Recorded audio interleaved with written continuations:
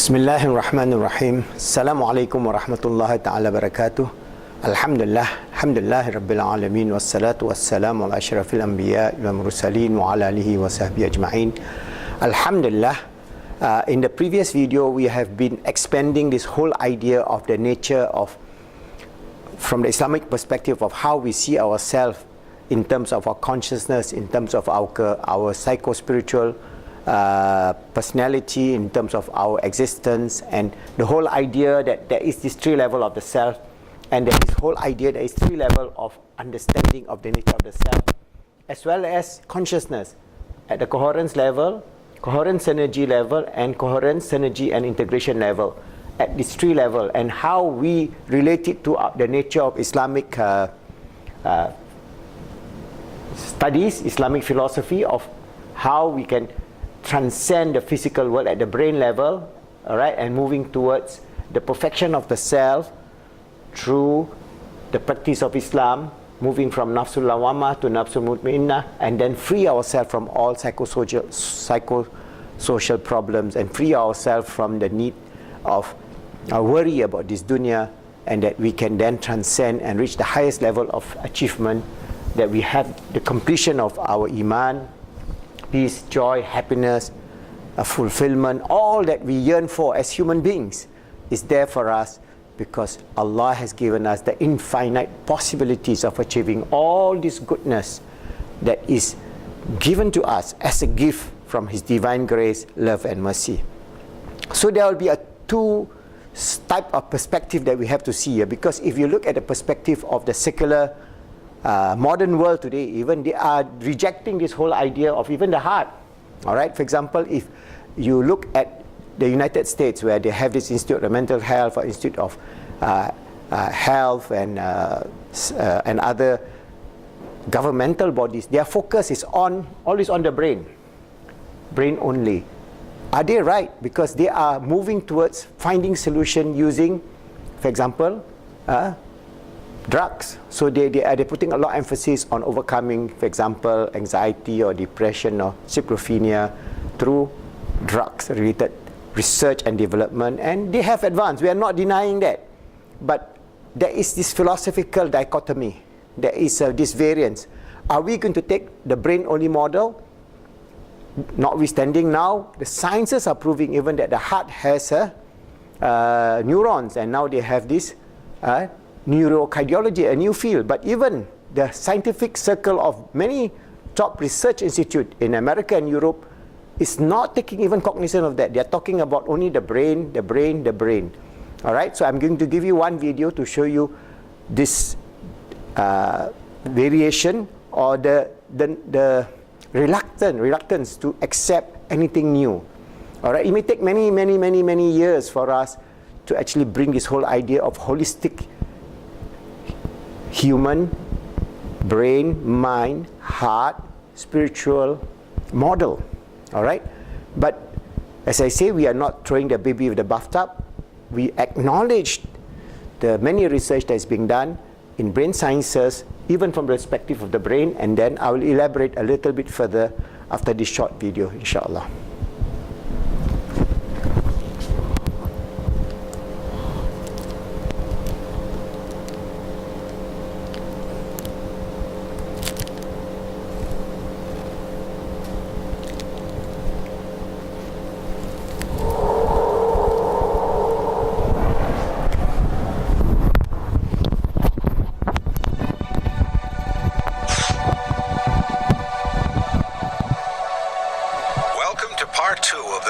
Inner workings. Here we explore the neurobiological basis of higher brain function. Previously, we examined how individual brain cells communicate through specialized connections called synapses. Now we can begin the fascinating look into how groups of neurons work together. Interconnected groups of neurons in the brain are responsible for higher order thinking and complex behavior. Through investigating the brain on the chemical, functional, and anatomical level, scientists unravel the vast power of the brain in health as well as disease. Neurotransmitters are chemicals that give rise to our everyday life, our actions, our moods, and our behaviors. The chemicals pass from neuron to neuron via synapses. Within the synapse, the glucose metabolism of the mitochondria and the electrical impulse of the action potential cause the vacuoles to intersect with the cellular wall and release neurotransmitters between junction membranes. Different functions and behaviors are localized in certain brain regions. Using this knowledge, the brain's many different mental functions can be broken down into more easily approachable elements. By looking at these smaller parts of brain regions and activities, a more comprehensive understanding of overall brain function can be built. For example, the circuits involved in vision receive information from the retina. After initial processing, these circuits analyze information in different streams so that there's one stream of information describing what the visual object is, and another stream is concerned with where the object is in space. Once function is understood in the less complicated elements of brain organization, then this information can be reassembled to help understand the workings of the whole brain. Laboratory rats guide researchers to form a better understanding of complicated brain processes.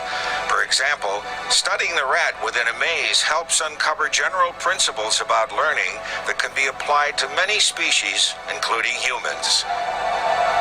Rats are good at remembering where things are and how to get them.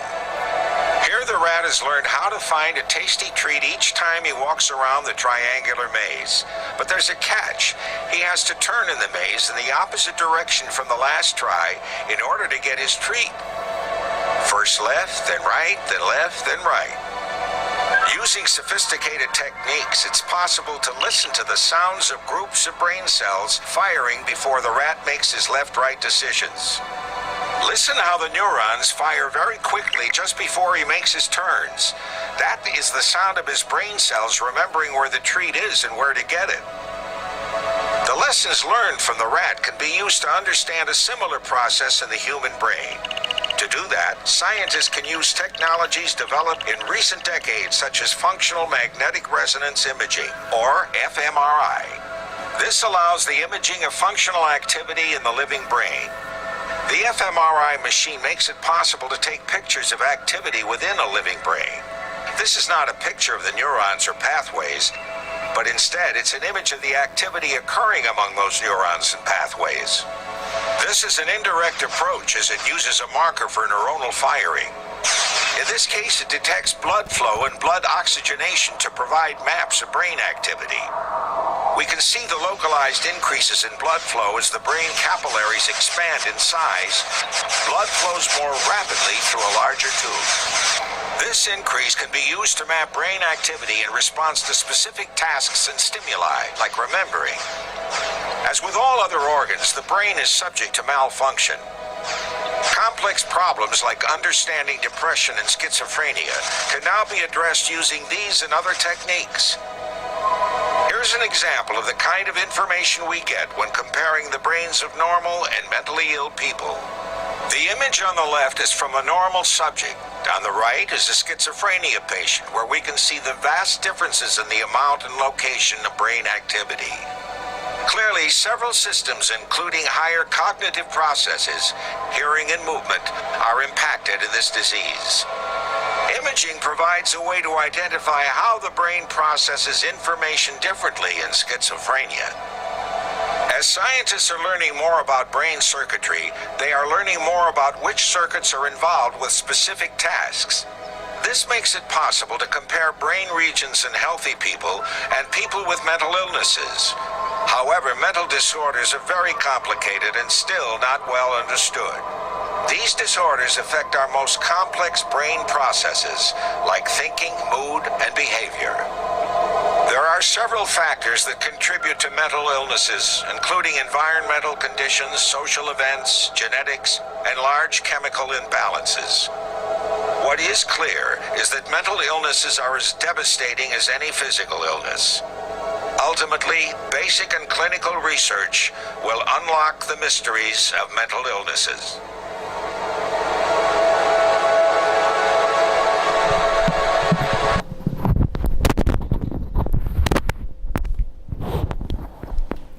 Alhamdulillah, you can see this is a video developed by the United States government to promote mental health and mental awareness.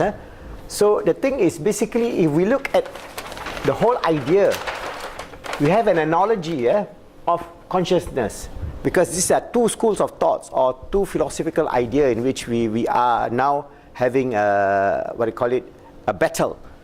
They have this idea that the brain is everything. This is the model, that the brain is everything. And the second one is the brain is just a TV receiver. If we take the circular model, that the brain is everything, even at this level, they are not thinking about the heart. They are not talking about the heart here. The heart here is also not taken into account. All right. So what they do is, just like in the video, they will do a MRI, functional MRI, and then they will see various parts of the brain, and then they will see that this part of the brain is functioning, this part of the brain is not functioning. All right. Then they will say, okay, this person has anxiety, this person has depression, this person has bipolar, this person has, for example, in that case, schizophrenia. So they do it by probe. That means they probe or using fMRI, PET scan, EEG, and also they do surgery and ablation. They can, through animal model, they can do that. Even human being who has certain diseases, they have certain problems, accident or whatever, where the vein, the part of the brain is being destroyed, they can study that.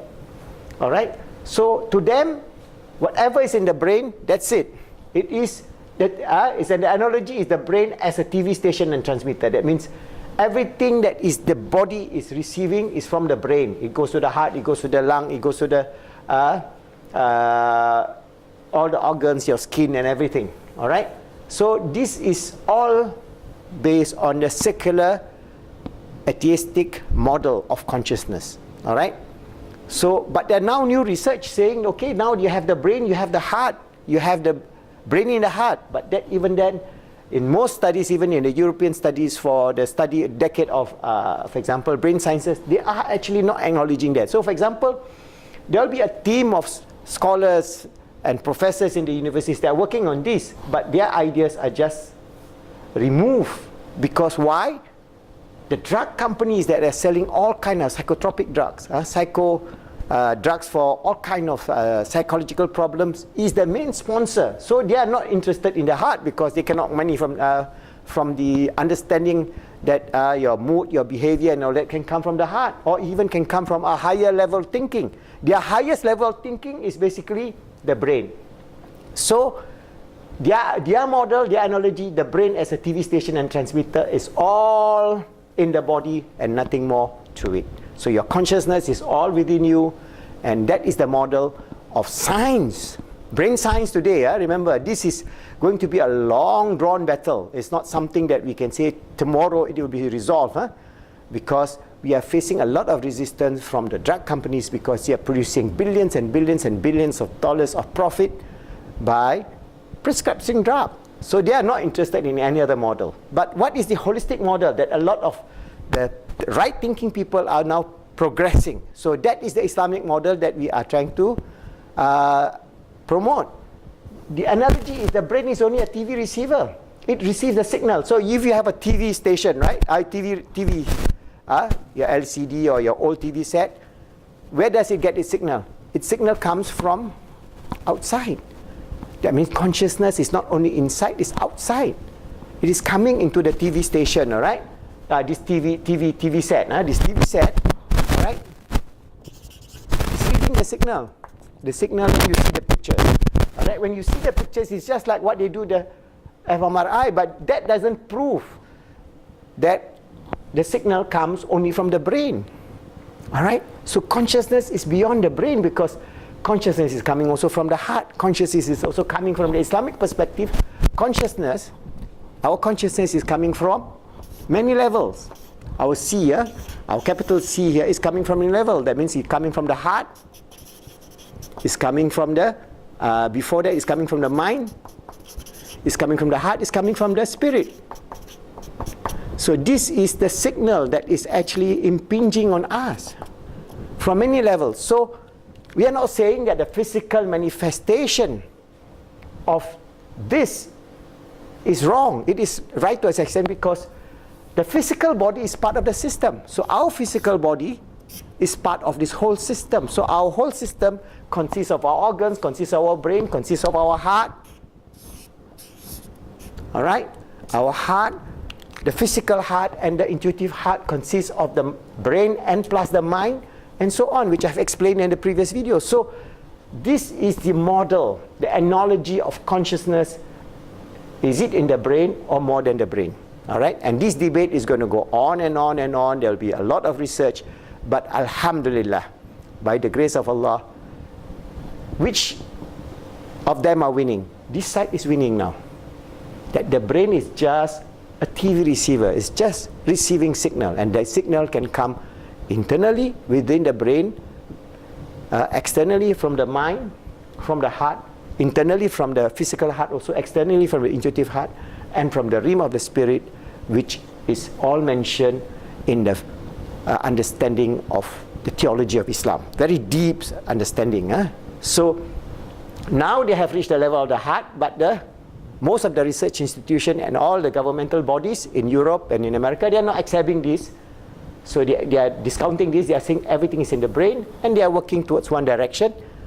But inshallah, slowly but surely, we can promote this holistic idea and Islamic model of psychology. Because that is the truth. That is the totality of our existence. We are not just a physical being living in a physical world. We are a spiritual being temporarily living in a physical world, and we will return to our spiritual state. Beyond the quantum entanglement, beyond the quantum state, beyond whatever that you can ever imagine. There is a realm of existence that is beyond space and time, a realm of existence that's so beautiful, so permanent, that it is eternal.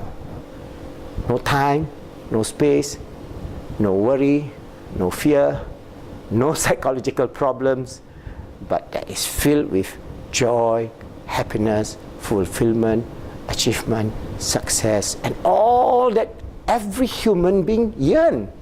So that would be the idea, the way forward.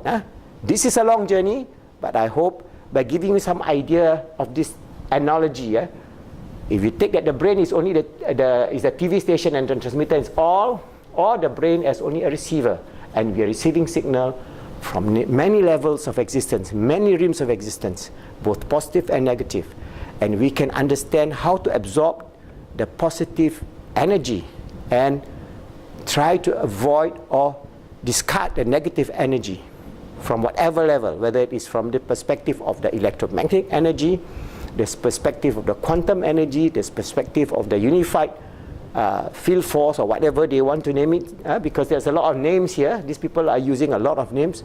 Or is for Islam is whether from the realm of the spiritual that Allah has ordained, both positive and negative, and how we are going to achieve the fulfillment of our life as His true and sincere servant, as His Khalifa on this earth. Remember the concept of our life. Always being the Khalifa of Allah, striving to make ourselves good, helping others to be good, making the world good, inshallah.